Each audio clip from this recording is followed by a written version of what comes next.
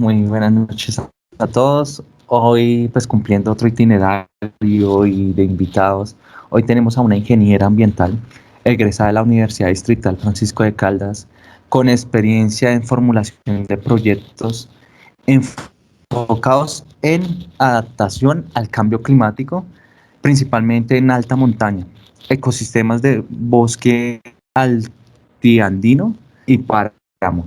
Experiencia en sistemas de formación geográfica. Muy buenas noches, Paula Velosa, ¿cómo te encuentras? Hola Cristian, buenas noches y buenas noches a todos. Muy bien, gracias. Gracias por la invitación. Muchas gracias por aceptar mi invitación. Bueno, hay un tema que está de moda, que es el boom, digámoslo así, por las juventudes, que es el tema ambiental. Muy sonado.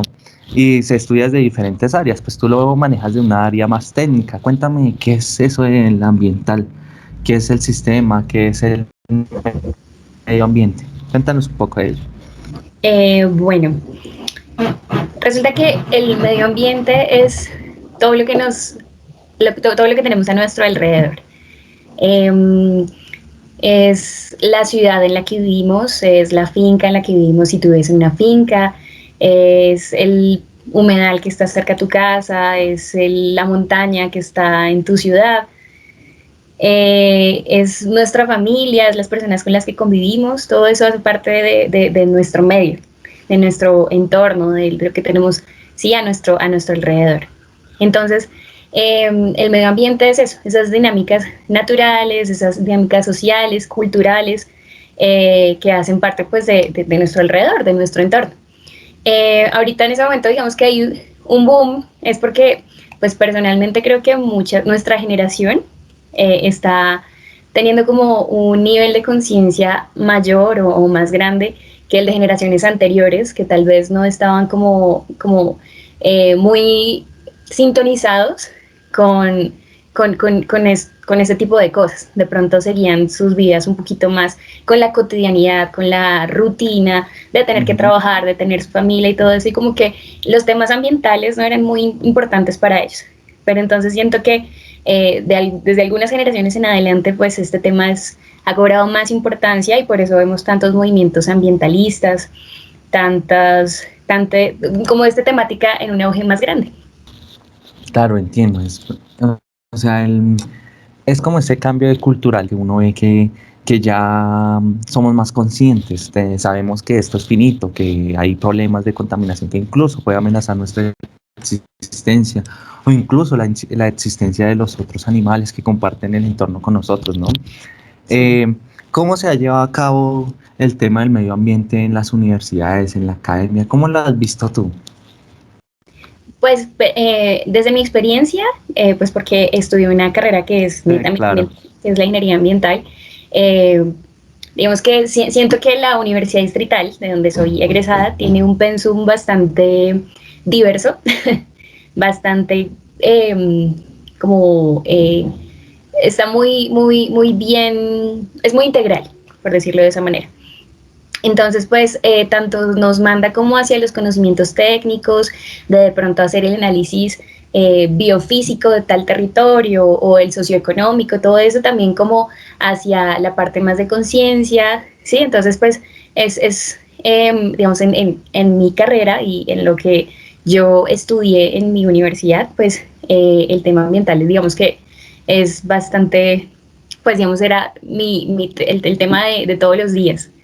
Y frente a la parte ambiental, ya digamos en unas carreras distintas, creo que todas las carreras están teniendo cierto enfoque ambiental, ya sea ponle tu derecho o sea otra ingeniería distinta a la ingeniería ambiental, siempre tienen un enfoque ambiental en sus procesos o en sus conocimientos que pues que siempre se hace necesario. También que eso va enfocado como hacia la ética del profesional, ¿no? Entonces, pues siento que todas las carreras que en cierta manera están teniendo como un enfoque ambiental en sus conocimientos y en el desarrollo de la profesión. Hay algo de los cerros, hablemos de los cerros orientales y todo esto de que incluso en la alcaldía de Enrique Peñalosa, la anterior administración, para hacer un poco de contexto, estaba proponiendo hacer un corredor ambiental, pues digo ambiental porque así lo llamó, ¿no? Pues muchos ambientalistas se opusieron, que se llamaba el de las mariposas, ¿no? El corredor Sí. de las mariposas, que era a unir el sur con el norte mediante los cerros orientales, excepto un sendero, y cambia su geografía. ¿Qué importancia tienen los cerros para la ciudad, geográfica y ambientalmente, en flora, fauna y demás? No, es supremamente importante. Los cerros hacen parte de la cordillera central perdón, oriental. Perdóname un segundo que me entra una llamada, qué pena contigo. Y pues hacen parte de un ecosistema supremamente importante para todo el país. Hacemos parte de los ecosistemas de alta montaña. Digamos que incluso en los cerros encontramos la cercanía hacia el páramo de Chingaza. Esto también tiene cierta conectividad con el páramo de Sumapaz, que es el páramo que queda hacia el sur de la ciudad, y el páramo de Cruz Verde, que es un complejo de páramos que queda hacia el sur de la ciudad. Entonces, los cerros son supremamente importantes porque son un ecosistema de conectividad entre estos complejos de páramos que para la regulación hídrica, para el abastecimiento de agua de toda la ciudad, pues es supremamente vital. Incluso pues la conectividad con los páramos que quedan hacia el norte de la ciudad, que es el páramo de Huacheneque, el páramo de Guerrero. Toda esta zona es una conexión de ecosistemas y pues los cerros hacen parte de ese complejo de páramos y ese complejo de bosque altoandino que pues hace parte de esta zona. Por eso es la importancia. Sí, es muy importante este tema de los cerros, además es como un pulmón de la ciudad, ¿no? Fuera del Parque Simón Bolívar y toda la frontera de la Sabana de Bogotá. ¿Hay algún estudio que tú hayas adelantado sobre, digamos, avistamiento de aves o algo así hacia los cerros, los animales que hay? ¿Algo así que nos puedas contar? Sí, claro, el Instituto de Biodiversidad Alexander von Humboldt pues tiene varios estudios de biodiversidad, digamos, en el bosque altoandino y en el páramo, ¿sí? Y entonces podemos encontrar pues varios informes que hablan de esta biodiversidad. Si de pronto alguien está interesado en esta temática, se puede visitar la página del Instituto de Biodiversidad Alexander von Humboldt. Ellos tienen una biblioteca virtual supremamente interesante y bastante llena de informes y de estudios de todo el país a nivel nacional. Y podemos encontrar análisis de biodiversidad, tanto de fauna como de flora, tienen cosas muy interesantes. Entonces, pues con ellos uno puede encontrar mucha información. También están pues varios informes que ha sacado el Acueducto de Bogotá, ha sacado informes de la Secretaría de Ambiente, todo enfocado hacia los ecosistemas de la alta montaña y pues de los cerros orientales. Sí, claro, y además que uno encuentra mucho avistamiento de aves, inclusive, y no es ajeno, ¿no? Incluso uno puede ir a visitar, como puede ir a mirar las quebradas, por ejemplo, que queda en Chapinal Alto, una, que es la de las Delicias, Sí. la de la Vieja, que es la de Rosales, y un poquito más hacia el sur, lo del Parque Natural de San Francisco, que queda entre el Cerro Monserrate, ¿no? Por ahí cerca. Sí. Sí, por esa zona podemos, es que hacia los cerros tenemos una riqueza hermosísima.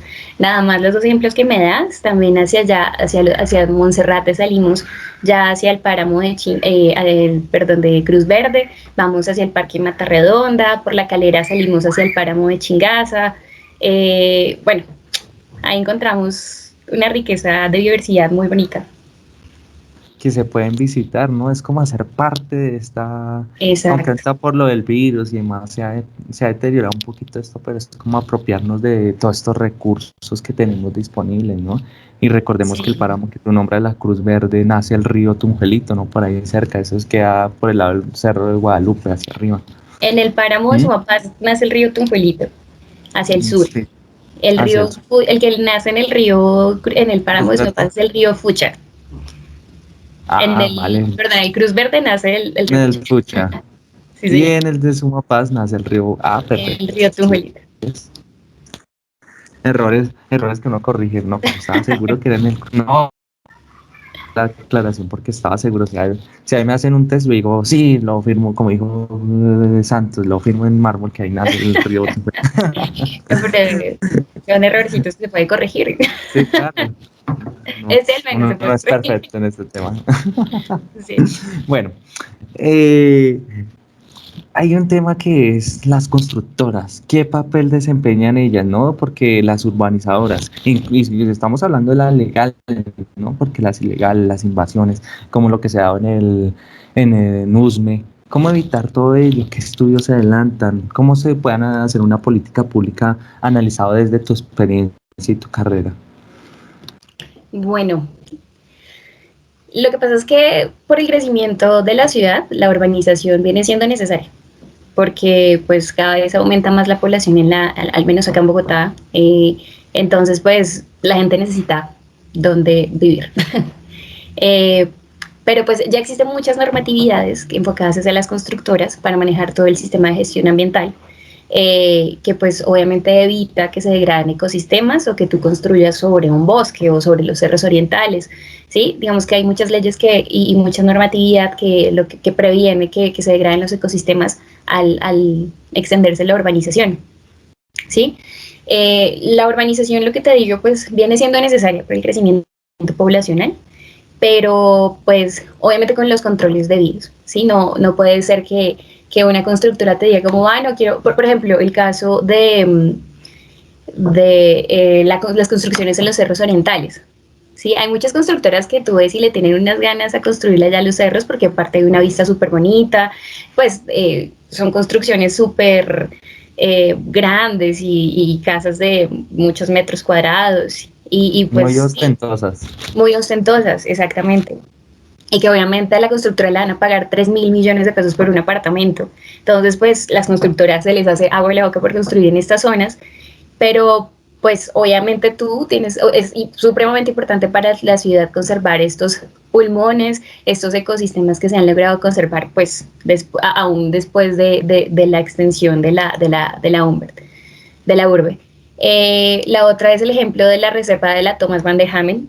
La Thomas Van der Hamen también pues tuvo un problema grandísimo hace 2 años, pues añito y medio, sí, que pues muchas constructoras también le tenían unas ganas grandísimas a esta zona porque pues siempre son bastantes hectáreas en las cuales se pueden construir pues urbanizaciones grandes y que también bastante costosas, pero pues es el punto de detener la degradación ambiental, de que podemos tal vez hacer crecer un poco más la ciudad y hacerla desarrollar, pero sin involucrar la degradación ambiental, sin acabar con los pocos ecosistemas que aún le quedan a la ciudad para darnos a nosotros oxígeno, para hacer hábitat de la fauna que existe en esta zona de la alta montaña. Tú mencionaste algún punto que te iba a preguntar en este momento. Y era, ¿qué otros, digamos, otros lugares? Nos concentramos en los cerros ambientales, pero hay otros lugares importantes que converge la diversidad, ¿no? Como los humedales. Cuéntanos un poco de estos ecosistemas que son muy interesantes. Okay. Incluso en la localidad de Suba es el que más páramos tienen. Muy interesante este tema, ¿no? Y también muy poco explorados por los ciudadanos. Sí, los humedales también es algo importantísimo que tenemos en la ciudad. Digamos que lastimosamente ahorita hay proyectos que están afectando un poco pues estos ecosistemas, pero pues que sin embargo tenemos o sea, ahí tienen varias grandes características que pues protegen muchísimo la ciudad. Que el humedal, la función principal del humedal es recibir las aguas para hacer como, ponle como un colchón, como una esponja, y recibir todas las aguas de la lluvia y reservarla en época de sequía y ser cuerpos de agua extensos que son hábitat para muchos animales y que también tiene conectividad con los ríos.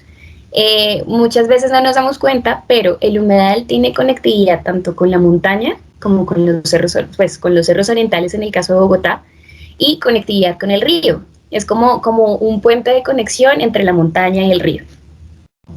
Entonces, pues, si nosotros vamos y vemos cierta quebrada, esta quebrada va y tal vez desemboca en algún espejo de agua de algún humedal y luego este sigue su recorrido hasta el río Bogotá, ponle, o algún río que quede aquí en esta ciudad, en la ciudad. Entonces, pues, el humedal por eso mismo es tan importante porque es un ecosistema regulador hídrico, ¿sí? Que te permite no detener o no hacer como una muralla en esa regulación hídrica y en ese, sí, en el ciclo propio del agua. Por eso mismo es tan supremamente importante ese ecosistema en la ciudad, porque pues hace parte de este ciclo y de esta regulación hídrica que tenemos nosotros en la ciudad. Por eso es tan importante la preservación y aparte, digamos que ahorita tenemos la oportunidad de ir a recorrer varios humedales, hay senderos, podemos ir a caminarlos, podemos hacer avistamiento de aves, porque también la Secretaría de Ambiente nos tiene, tiene varios folleticos de identificación de aves, entonces podemos ir nosotros mismos, un día nos madrugamos y vamos, hacemos avistamiento de aves. Entonces ahí nos vamos a dar cuenta la gran riqueza que nosotros tenemos en este ecosistema, que pues lastimosamente ahorita están siendo un poquito afectados y pues bueno, ahí sí es como que bueno, desde nuestra propia visión nos damos cuenta de esa importancia y que desde ahí pues demos como paso a exigir la protección de estos ecosistemas que son tan vitales y tan importantes para nosotros. Que los intereses siempre se interponen, ¿no? Digamos así, en el camino de los ambientalistas. Por ejemplo, para hacer una vía, para hacer construcciones, la ampliación de la urbe, lo que tú decías de la vivienda. Entonces son varios factores que afectan directamente la vivienda, incluso son necesarios, ¿no? Hablemos ahora un poco hacia los páramos, vámonos un poquito de lo que tú mencionabas ahorita con el páramo de Cruz Verde, el de Chingaza, donde sale el agua que nosotros bebemos, la mayor concentración de agua. Y estos ecosistemas son muy importantes. Y además, solo hay 5 países en el mundo que tienen páramos y en la mayoría están en Colombia. Y entendemos su importancia. Cuéntanos un poco lo mismo, desde tu carrera, desde tu profesionalidad de los páramos. Cuéntanos un poco consiste, qué es un páramo, cómo se entiende un páramo. Bueno, muchas personas lo mencionan, lo llaman como la fábrica de agua. Y bueno, viene siendo prácticamente eso. Digamos que todas las características ecosistémicas y las características naturales de del páramo hacen que sea un lugar donde donde hay nacimientos de ríos, nacimientos de quebradas, donde inicia como esta fábrica del agua, prácticamente. Entonces, el páramo es un ecosistema de alta montaña que va después del subpáramo, del bosque alto andino. Es donde, digamos que este ecosistema suele ser pues con mucha niebla, porque allá llegan, pues, digamos, al ser tan alto, porque es un ecosistema que pues está a gran altura, a gran altitud, pues allá llegan todas las nubes, hay bastante lluvia, llovizna, y eso hace que se empiecen a crear y a generar pues las fuentes hídricas, ¿sí? Entonces, pues, por eso mismo esa es la importancia tan grande del páramo, porque ahí es donde se está iniciando ese ciclo del agua y de agua que nos abastece a nosotros, que finalmente llega a la ciudad y llega pues a nuestras casas. Existen varias especies que son, pues, digamos, como de referencia del páramo, que por ejemplo es el frailejón. El frailejón es una especie que es regulador hídrico y que ayuda como como te digo, a, a, a mantener el agua en este ecosistema. Entonces, pues, el frailejón por eso es como la especie más representativa de este ecosistema. Y es muy bonito, hay muchísimas especies de frailejón que incluso son endémicas aquí en Colombia, y que pues lo podemos encontrar en los páramos que están cerquita aquí a Bogotá. Eh, entonces pues sí, es un lugar supremamente bonito, hay muchísimas más especies que son representativas de este lugar, por ejemplo en la parte de fauna está el oso de anteojos, que también vive, pues parte de su hábitat desde el páramo. Hay muchas especies de colibrís, muchas especies de mamíferos, o sea, es un ecosistema muy diverso y que aparte es el que debemos conservar para nosotros poder tener esa agüita que nos llega a nuestras casas, que es el agua vital para todos. Más mantiene también el sistema húmedo, ¿no? Para que o sea, es como un tipo de esponja, ¿no? Que absorbe el agua, que mantiene un clima moderado en su entorno, ¿no? Y todo esto afecta a la ciudad, ¿no? En una forma positiva. Ahí el páramo más grande del mundo es el de Sumapaz. Queda muy cerca de Bogotá, incluso hace parte de Bogotá. Si preguntan cuál es el páramo más grande, pues queda en Bogotá, es el Sumapaz, porque hace parte de una localidad. Cuéntanos un poco cómo uno puede visitar, cómo puede interactuar con este esquema de ambientales de los páramos, incluso este que es tan importante, que es el más grande del mundo, ¿no? Bueno, de inicio es invitarlos a todos a que conozcan estos ecosistemas, pero de una manera consciente, de una manera sostenible, con el turismo local, apoyando el turismo local. Cerca de los páramos hay varias comunidades que se están empezando a encarrilar hacia el turismo sostenible, hacia el turismo ecológico, y tenemos la opción de ir a conocer estos ecosistemas y estas áreas protegidas con personas que han vivido allá todas sus vidas y que tienen un conocimiento sobre el páramo maravilloso. Pues tenemos la opción nosotros desde aquí en Bogotá ir a conocer el páramo de Huacheneque. El páramo de Huacheneque queda hacia el norte de la ciudad. En ese páramo nace el río Bogotá. Tiene senderos ecológicos, tiene unas cascadas hermosas, hay un lugar que se llama el Pozo de la Nutria. Este pozo es hermosísimo, y hay un sendero que va hacia allá que podemos conocer. Podemos escalar la montaña. Los senderos que hay en el páramo de Huacheneque son súper bonitos. Con la alcaldía de Villapinzón, que es donde se encuentra el páramo de Huacheneque, se puede hacer el contacto para contactar a las personas que hacen el turismo local allá. No se puede llegar allá simplemente, sino hay que contactar antes para que te den un guía local y esa persona te pueda llevar por todos los senderos.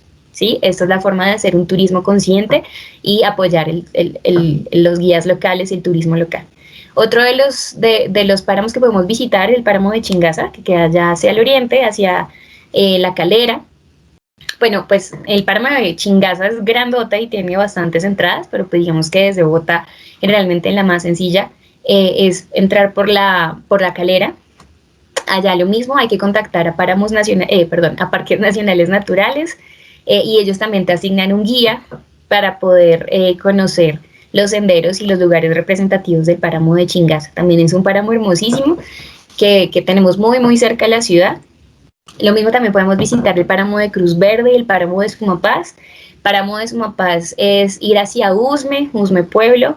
De Usme Pueblo para allá es llegar a San Juan de Sumapaz, y allá en San Juan de Sumapaz ya empiezan los senderos para poder conocer el páramo de Sumapaz. Está la laguna de los Tunjos, está el embalse, está el embalse de la Regadera, está el nacimiento del río Tunjuelito. O sea, tenemos cosas hermosísimas, y la verdad es que para nosotros desde aquí de la ciudad es muy fácil llegar a estos lugares. Es simplemente que tú un día decidas hacerlo, llegas allá y conoces estos ecosistemas hermosísimos. Y la experiencia es magnífica, ¿no? Es ver cómo somos tan biodiversos, ¿no? Que, digamos, en otros países no se puede hacer. O sea, estando en toda una capital que es desarrollo pues, económico, de vivienda, los rascacielos, y unos poquitos de kilómetros ya encontramos todos estos ecosistemas, porque tampoco es mucho, no es tan lejos de la ciudad. Yo quería preguntarte algo, el papel social, que tú lo mencionaste un poquito, ¿cómo las comunidades están concienciándose en esta forma de desarrollo sostenible, ¿no? El turismo sostenible. Por ejemplo, ya que mencionas las aves, el avistamiento de aves. Pedro Medina, que era el es fundador de McDonald's, tiene una interesante. Más de 50 millones de personas en el mundo tienen como hobby observar aves. Y el país con mayor biodiversidad de aves es Colombia, que tiene más de 1.600 aves, de distinto calibre, tamaño, formas y colores. Ahí tenemos un negocio súper espectacular, pero hay que saber hacer la medida, porque si no, incluso tenemos un efecto contrario. Sí, vienen las personas, pero pueden espantar las aves, dañar su territorio. Entonces, ¿cómo concienciar desde tu papel como funcionaria, como ingeniera? ¿Cómo has visto cómo se puede implementar y cómo has visto que se están implementando? Para ser un poco más claro. Bueno, lo que sucede es que las comunidades que están asentadas principalmente en los ecosistemas de páramo o alrededor de estos ecosistemas, eh, tienen un chip como instaurado en su cabeza hace varios años, y es que la forma de producir o la forma, digamos, como la forma de ganar dinero para ellos más viable o que más fácilmente ven de pronto es sembrar papa y producir leche. Sí, por eso nosotros vemos que una de las problemáticas más grandes de los páramos y que está causando degradación en este ecosistema en mayor parte son los cultivos de papa y la extensión también de la franja ganadera que empiezan principalmente para producción de leche. Y es porque no es que ellos de pronto lo hagan con ánimos de dañar el páramo o de tirarse el ecosistema, sino porque esa es su manera de ver que puede ser su sistema productivo más viable y más como que lo que digo hace un momento, es como el chip que tienen en sus cabezas, que es la forma de producir y su forma de trabajar más viable en esta zona. Entonces, pues, de las maneras como que en las que se puede hacer entender a la persona o a las comunidades que están asentadas cerca al páramo, es mostrarles que estos lugares son fábricas de agua. ¿Sí? Que si él sigue subiendo la franja agropecuaria mucho más allá de lo que la tiene en este momento, va a empezar a degradar más ecosistema y en unos años se va a quedar sin agua. Se va a dañar el nacimiento de esta quebrada o de la quebradita o del cuerpo de agua del cual se estaba abasteciendo hace muchos años. Dentro de poco ya no la va a tener porque pues se degradó tanto el ecosistema que pues ya no va a poderse tener esta quebrada, se va a llegar a desaparecer. Entonces pues es enseñarles, creo que muchas cosas se hacen por desconocimiento y se hacen es porque ya es como una tradición, es la forma convencional de producir y de generar pues una actividad socioeconómica.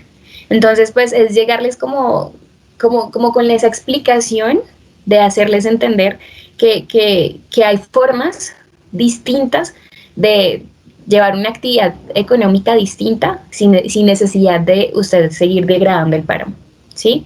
Entonces, pues, dentro de estas actividades que que se les puede dar como ejemplo, como actividad económica, es esta del turismo ecológico, o del ecoturismo también le llaman. Es mostrarles como, vea, usted tiene aquí nomás a no sé, 500 metros, 1 kilómetro de su finca, un pedazo de páramo, y entonces pues usted que lo conoce también porque lleva toda su vida acá, pues entonces empieza a invitar a la gente para conocerlo. Y usted empieza a cobrar por las guías que hace y de pronto se puede hacer un senderito que no afecte obviamente el ecosistema, en el que pueda caminar la gente y usted puede cobrar por eso. Y esa es una actividad económica distinta con la cual usted no va a seguir degradando el ecosistema ni va a seguir degradando el páramo y con la cual usted va a poder recibir pues dinero, va a ser una actividad económica sustentable, pues sostenible. Entonces es hacerles entender a las personas que la forma convencional de producción de agropecuaria no es la única que existe para pues poder tener o desarrollar una actividad económica. Lo mismo con la forma de producción de producción de cultivos o de ese tipo de cosas. Se les pueden dar distintas opciones.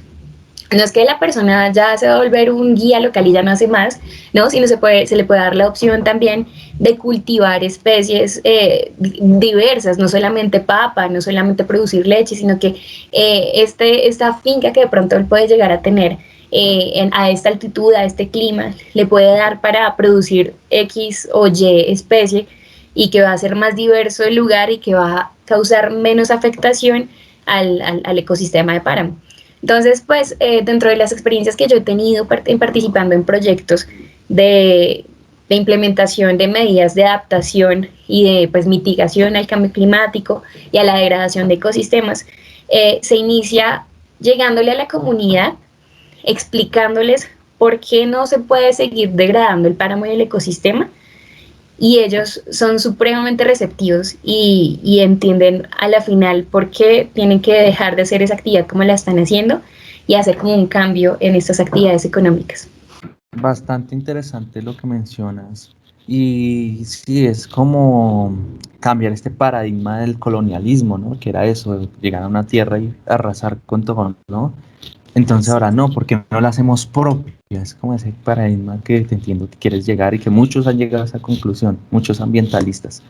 Ahora hablemos de eso, el papel del Estado. ¿Cómo cambiamos cómo hacemos para que las instituciones entren, hagan parte, digamos, incentiven porque a veces pasa mucho eso.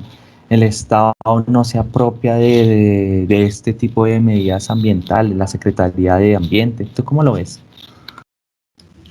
Bueno, digamos que al menos aquí en la región central, en las zonas que están cerca a Bogotá, sí hay bastante presencia de entidades, de instituciones, ya sean públicas o incluso ONGs, que implementan proyectos para hacer como apoyar esa reconversión productiva, para que estos sistemas económicos, estos sistemas productivos que afectan los ecosistemas, tengan como una reconversión y pueda cambiarse. Digamos que tenemos como esa fortuna, entre comillas, de que pues no hay tanta, como que no se deja tan abandono, no hay tanto abandono institucional, es a lo que voy. Pues las cosas no están perfectas, ni todos los proyectos han salido perfectos, pero al menos hay presencia de entidades y ahí han habido algunas inversiones que han apoyado pues algunos campesinos o algunas personas habitantes de esta zona para empezar una parte de reconversión productiva. Sin embargo, pues ahorita todavía existen zonas muy degradadas y que, o sea, hay mucho campo en lo que trabajar para que las cosas mejoren, al menos en esta zona.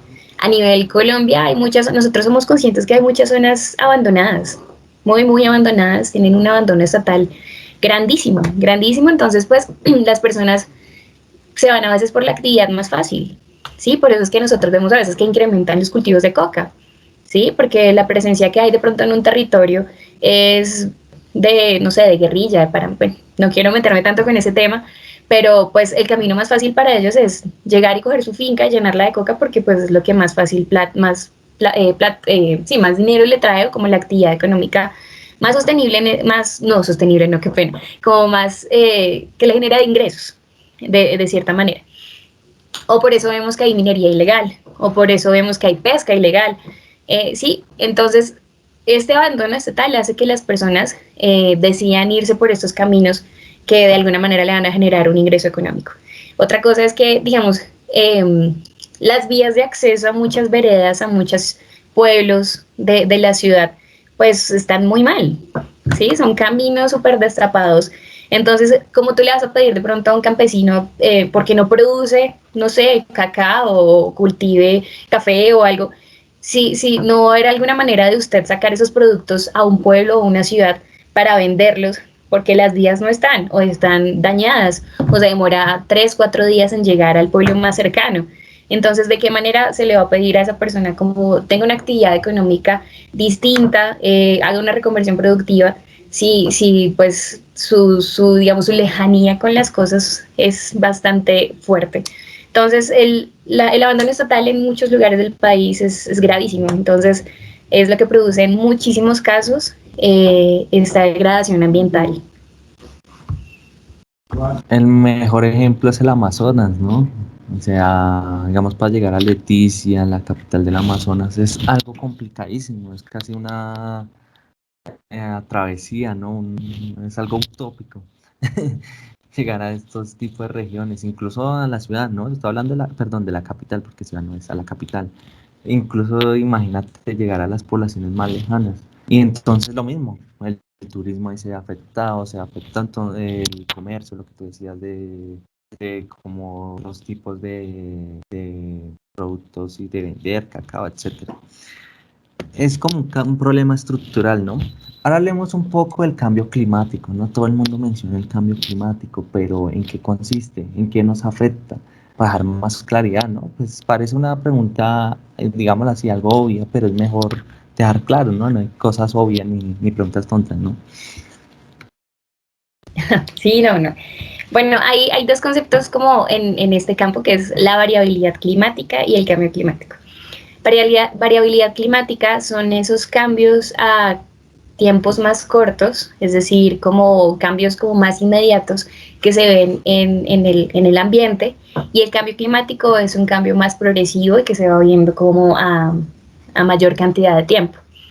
Entonces, un ejemplo de variabilidad climática es, ponle que la temporada de lluvias este año fue más abundante, por ejemplo, ahorita como lo estamos viendo, ahorita inicio de año, y hay un fenómeno de la niña súper fuerte, y el próximo año ponle que va a ser una sequía fuertísima también, y es un fenómeno del niño, y es algo completamente distinto cada año. Ese tipo de cosas es variabilidad climática y pues son, sí, lo que digo, como cosas que se ven más inmediatas.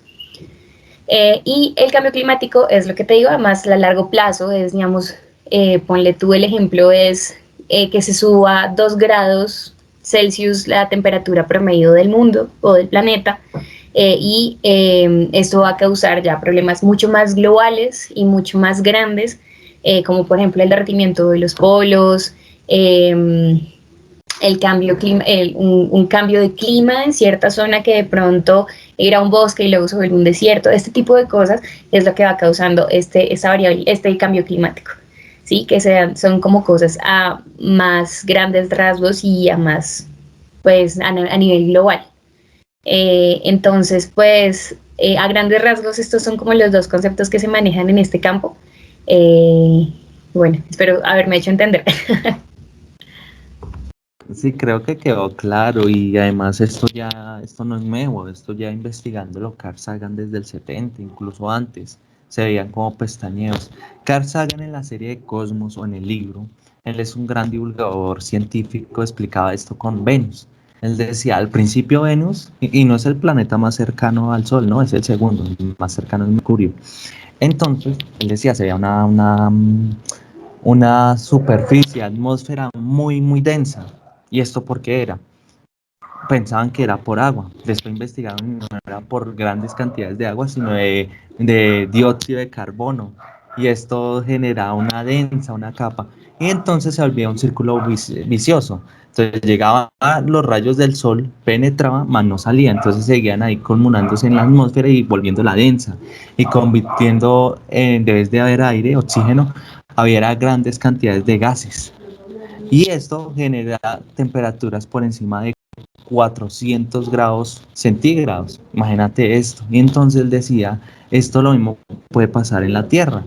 Pero obviamente para llegar a este extremo tiene que pasar muchas, muchas cosas y mucho tiempo. Pero es para ver que efectivamente llegan los rayos y por la contaminación, etcétera, no es como tipo espejo, llegan y rebotan, sino se quedan ahí como cuando uno tiene esto, una ropa negra se queda ahí. Entonces, como para darle un poco más de claridad y invitarlos también a que lean, investiguen este tema que es importante y para que nos apropiemos porque el aire es lo que respiramos, ¿no? Oxigena nuestra sangre, no, o sea, genera todo tipo de cambios en la estructura porque nosotros nacimos, evolucionamos con el aire, el oxígeno. Entonces, para que damos la importancia. Decía Carl Sagan, las plantas pueden sobrevivir sin los humanos, pero los humanos sin plantas difícilmente. Claro, sí. Sí, sí, sí, completamente sí, ¿no? Es que es ser conscientes son conceptos bueno, la Tierra está cubierta por una atmósfera y la atmósfera pues es gaseosa, y tiene cierta proporción de gases, ¿no? Entonces, pues lo que nosotros más estamos generando ahorita pues en el mundo por nuestros sistemas productivos y pues por toda a escala industrial es CO2 o dióxido de carbono. Digamos, también la producción de ganado, todas estas actividades económicas también está emitiendo gas metano a la atmósfera. Entonces, estos gases son los que más están yendo en aumento a la atmósfera.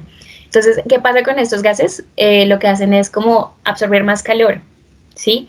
Lo que tú dices, no hace como un efecto rebote de la energía que nos arroja el sol, sino que se va absorbiendo. Y eso es lo que hace que suban las temperaturas a nivel mundial, ¿sí? Entonces, pues por eso mismo es que cuando hablamos de cambio climático, hablamos es de un calentamiento global. Porque pues lo que hace es que se absorbe ese calor y pues todas las dinámicas van cambiando de ahí en adelante. Y vemos también que el cambio climático, todavía no se puede hablar de calentamiento global porque puede pasar muchos años, ¿no? Incluso para eso son los tratados de París, etcétera, para tratar de no llegar a cambio climático. Una variabilidad del cambio, ¿sí? Pero más no un calentamiento global.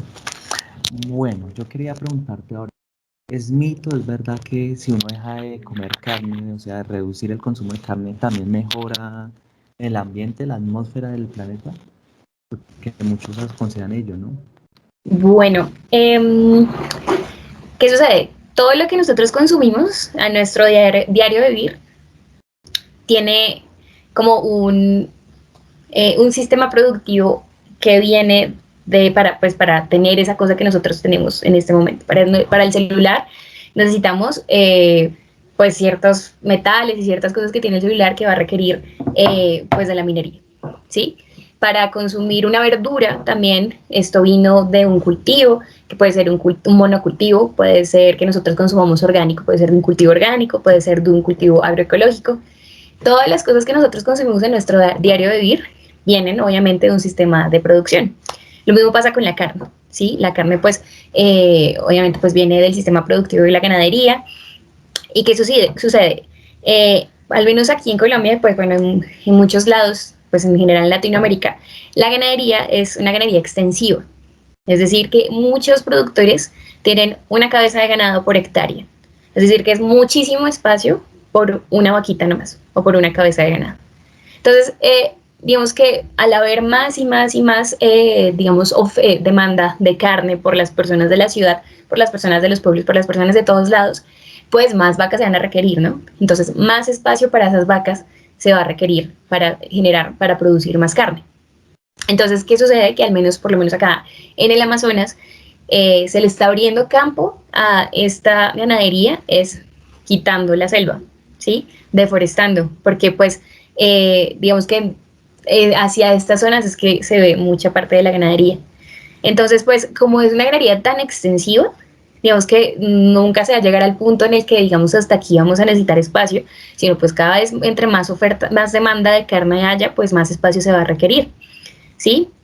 Entonces, pues, digamos que desde mi parte, mi forma de pensar, técnicamente, más que dejar de consumir carne, es saber de dónde viene todo lo que consumimos, ¿sí? Tener una conciencia de decir como, ok, pues yo estoy consumiendo esta leche, puede ser una leche vegana, ponle una leche de almendras. Esto, ya no estoy consumiendo leche de vaca, pero estoy consumiendo leche de almendras, pero ¿de dónde viene esa leche? Puede ser que no sé, el cultivo, lo que necesitamos para producir esta leche de almendras también tenga un impacto ambiental fuerte. Y pues nos sentimos mejor porque no tomamos leche de vaca, pero la leche de almendras puede ser que también esté generando un impacto fuerte.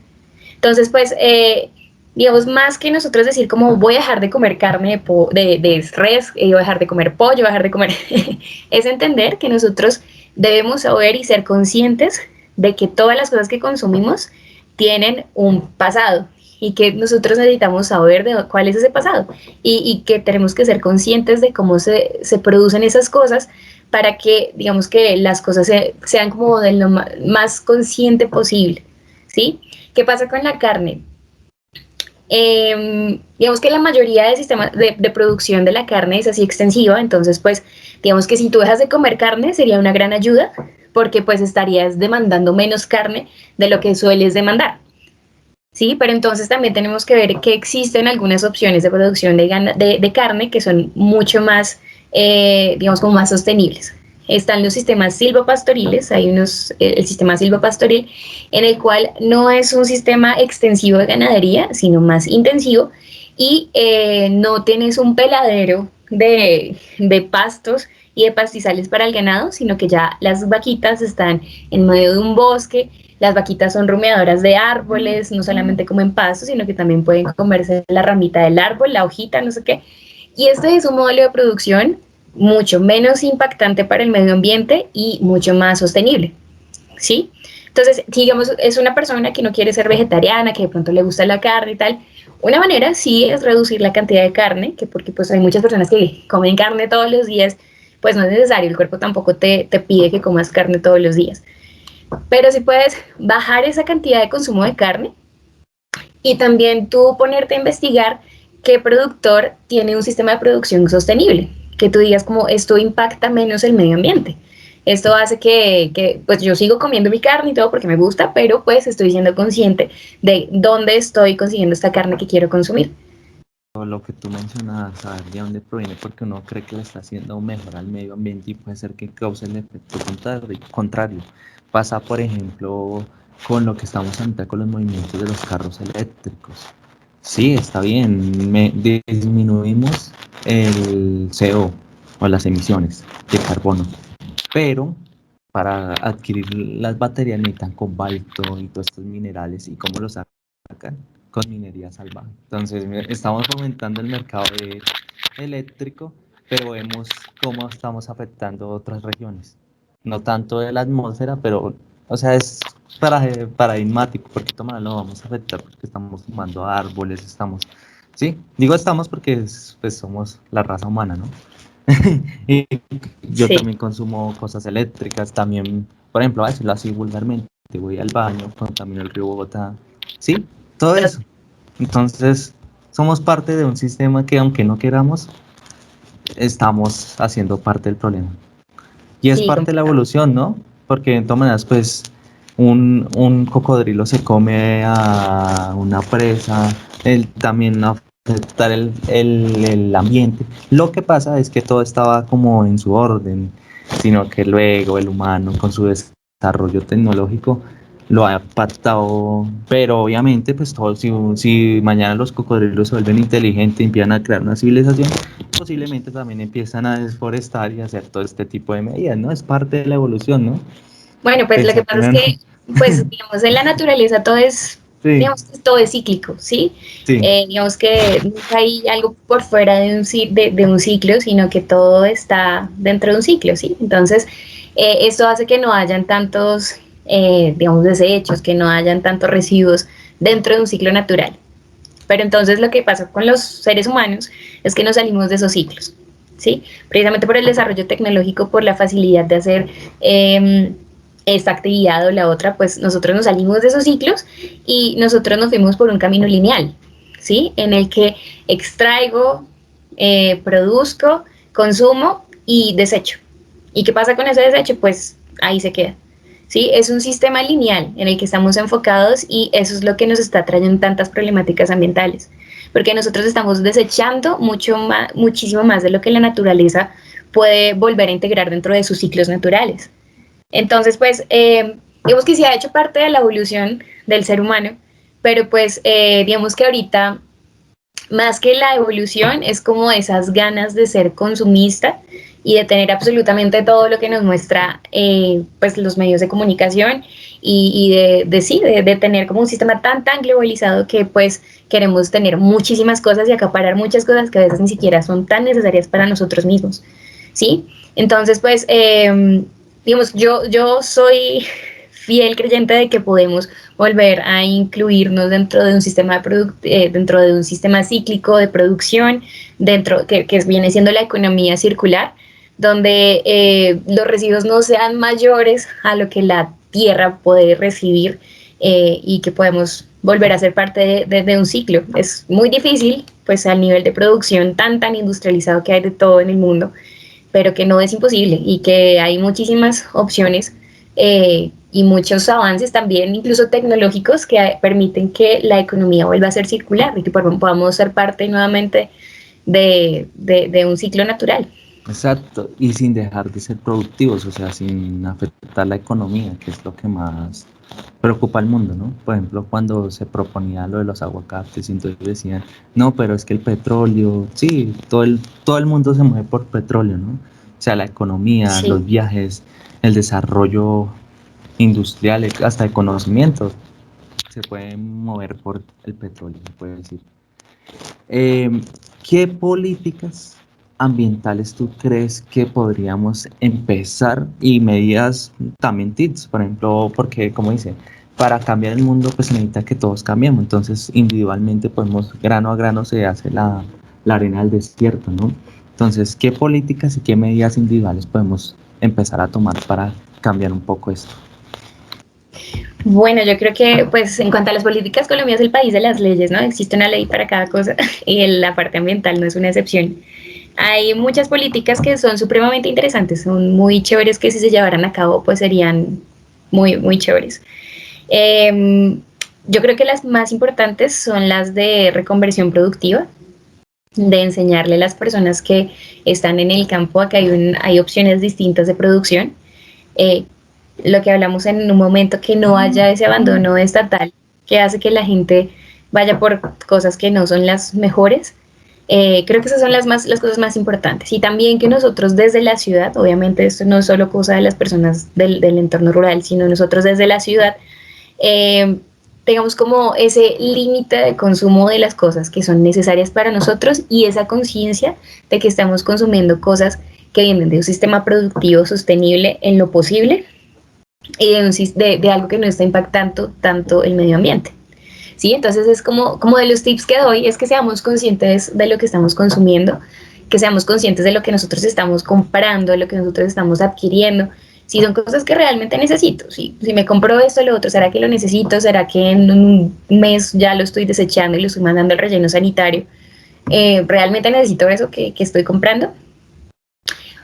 Otra cosa es, pues, digamos que en estos momentos, pues, a nivel de, como de producción de las cosas que hay, pues es la separación de residuos desde la ciudad, es algo importantísimo que tenemos que hacer, saber separar los residuos. En este momento el Ministerio de Ambiente, pues a partir como de enero de este año, hizo pues la nueva clasificación de los colores, que es la bolsa negra, la bolsa blanca y la bolsa verde. Para hacerles un recorderis entonces, en la bolsa verde van todos los residuos orgánicos, que son las cáscaras de las frutas, de las verduras, todo esto que es residuo orgánico. La bolsa negra, cosas que definitivamente vamos a desechar, como papel higiénico. ¿Qué más? A veces los cueritos de la carne, del pollo y todo eso también van en esa bolsa negra. Lo que barremos de la casa, todo ese polvo va en la bolsa negra. Sí, todo ese tipo de cosas. Y en la bolsa blanca los residuos que sí podemos desechar, que podemos reciclar, perdón. Entonces, el plástico limpio, el cartón limpio, el licopor, a veces de estos de embalajes de los televisores y de los electrodomésticos, también van pues en estos contenedores de bolsa blanca. Todo lo que nosotros ya sabemos que se puede reciclar y que esté limpio y en buen estado va en esta bolsa blanca. Entonces, desde la ciudad, nosotros lo que podemos hacer es ser muy conscientes de esta separación en la fuente, de que en nuestras casas podemos poner ese granito de arena para que no haya tanto residuo que solamente se va al relleno sanitario y se pierde allá y pues lo que hace es generar una montaña más y más grande de basura.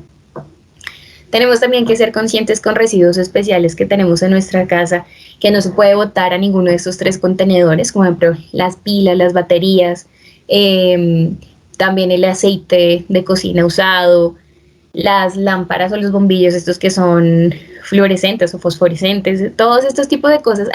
En la ciudad hay muchísimos puntos de recolección de estos residuos especiales a los cuales podemos ir y llevar nuestras cositas y dejarlas allá sin causar como tanto impacto al desechar todas estas cosas a la basura y que mandarlas al relleno sanitario. ¿Sí? Entonces, esas son cositas que nosotros podemos hacer desde nuestras casas, desde nuestros hogares para no causar tanto impacto. Y otra invitación es conocer todos estos ecosistemas de los cuales hablamos que hacen parte de nuestra ciudad. Entre más conozcamos, más apropiación generamos y más amor por el territorio generamos. Nosotros, por ejemplo, acá en Bogotá, mucha gente piensa que es solamente la urbe, el edificio y todo eso, y no, Bogotá, la localidad más grande es Sumapaz. Sumapaz es supremamente grande, es una localidad gigante y que es netamente rural, que Ciudad Bolívar también tiene su zona rural, que Usme tiene su zona rural, Chapinero tiene su zona rural, ¿sí? Todas estas localidades que nosotros pensamos que son solo grises, no, también tienen sus zonas rurales y sus partes verdes. Y como personas que hacemos parte, que habitamos esta ciudad, tenemos que conocer todos estos ecosistemas y estas zonas que nos hacen generar tanto amor y tanta apropiación por nuestra ciudad.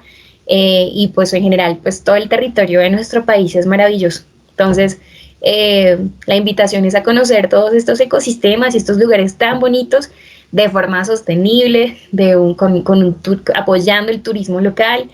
Y bueno, tantas opciones que tenemos que la invitación es que se apropien y que quieran y amen tanto estos lugares como pues yo he tenido la oportunidad de querer y amar estos lugares por el conocimiento que tengo de ellos. Bueno, no me queda más sino agradecerte por tu tiempo, por haber participado en este canal, que vemos la importancia del medio ambiente, una divulgación, pues no basta con solo quererlo, sino hay que hacerlo, porque las palabras se las llenan el viento, las acciones es lo que marca la diferencia. Entonces, muchas gracias, te agradezco por tu tiempo y por tus buenos consejos y buena información. Vale, no, a ti muchas gracias por la invitación. En serio, es un espacio bastante interesante.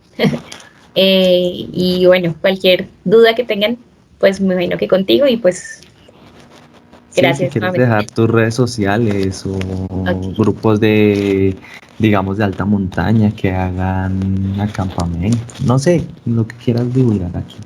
Están las redes abiertas para ti.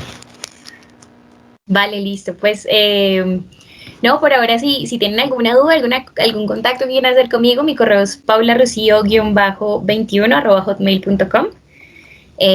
Pues ahí, pues si tienen alguna duda respecto a algún tipcito que quieran para visitar alguno de los ecosistemas de los que hablamos, o de pronto pues conozco algunos mercados campesinos de los que podemos hacer nosotros nuestro mercado de forma más orgánica y apoyando más al productor campesino. También pues tengo algunas opciones que les puedo dar. Entonces pues cualquier duda a este correo. Perfecto, entonces en la descripción del video yo también dejo tu correo para que cualquier cosa te contacte. Bueno, muchas gracias Okay. y eres muy amable, que tengas buena noche. Vale, muchas gracias a ti, Cristian, que estés muy bien. Igualmente.